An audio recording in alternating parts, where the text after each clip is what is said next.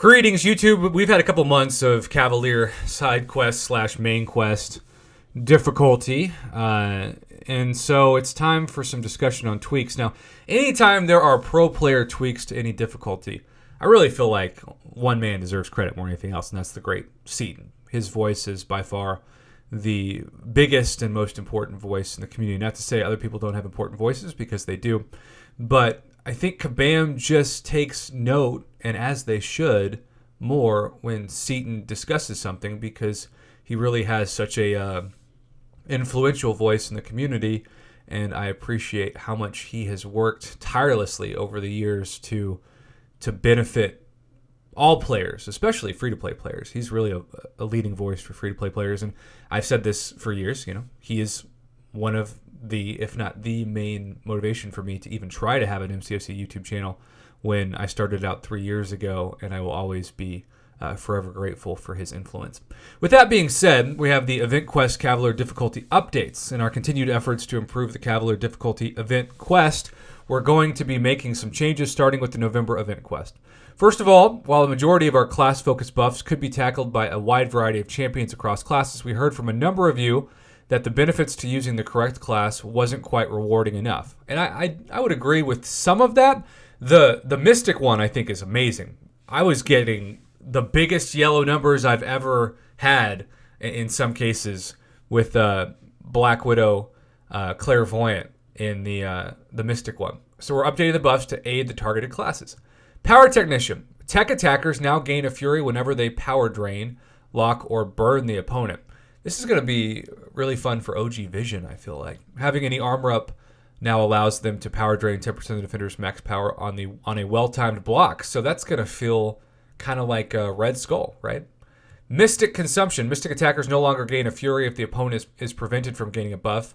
Nullify Stagger will still work. This was due to an issue with how this buff interacted with the paired buff Personal Space. If the player was far away from the defender at the time Personal Space tried to activate its buff.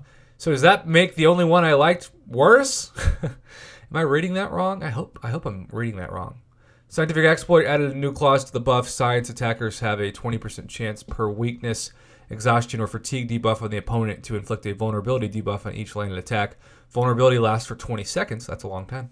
Increasing the attacker's critical damage by plus 30 and lowering the defender's block proficiency by 10. Seeing Red, mutant attackers now reduce the potency of bleed debuffs by 90%. That's pretty awesome, unless you're somebody like Omega Red that already has that.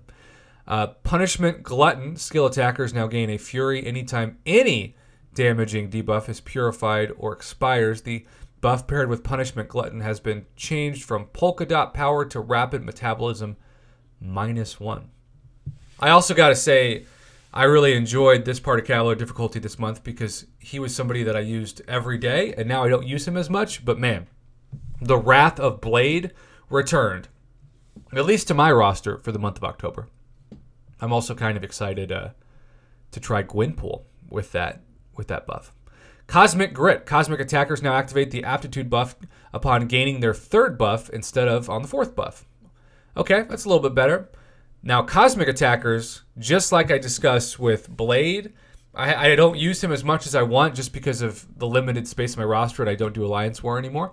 But Hyperion, so fun to bust that guy back out. Secondly, we wanted to make the path to completion a little bit more achievable. Now, that's awesome.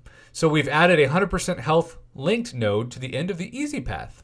Oh, and they also are identifying there is an easy path. That's fascinating. 100% health linked node. This way, when you take that path, you'll take on a slightly less daunting version of the boss.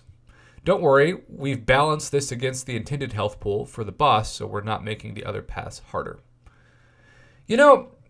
Everything sounds good except for my favorite one, which is Mystic Consumption, and maybe I'm just reading that wrong, and so you can still quickly get 20 Fury buffs, but when you're using, if you're blessed like I am to have a 5-star Scarlet Witch, you just get Fury so fast, but especially Black Widow, Clairvoyant, and Doctor Doom. I'm sure they're still going to be really good, don't get me wrong, but maybe it'll be even better. Who knows? I always say you can read something on paper and interpret it some way, and it's the wrong way, and you think you're interpreting it right, and then you get into the content and realize that you couldn't be more wrong. Lord knows it's happened to me several times on my channel. So I try to state things with like the disclaimer of we don't know what this is going to look like until you jump in. And let's just assume for the sake of argument that I am wrong until something proves me right. It's the opposite of how you want somebody to be like, I am right always until you prove me wrong. And even then, I'm still right. The only time I can say I was born right was once. And that was because I was born right-handed. And I can just feel how many eyes rolled as I said that in the video. Well, what are your thoughts on this new Cavalier difficulty? Comment below, let me know. I think overall it's good. I'll kind of see how the Mystic consumption goes, but otherwise it's really encouraging. And as I said at the beginning of this video, I credit a lot of people, but more than anybody, Seaton, because when he speaks up for the players, Kabam listens, and we all appreciate him for sure for that.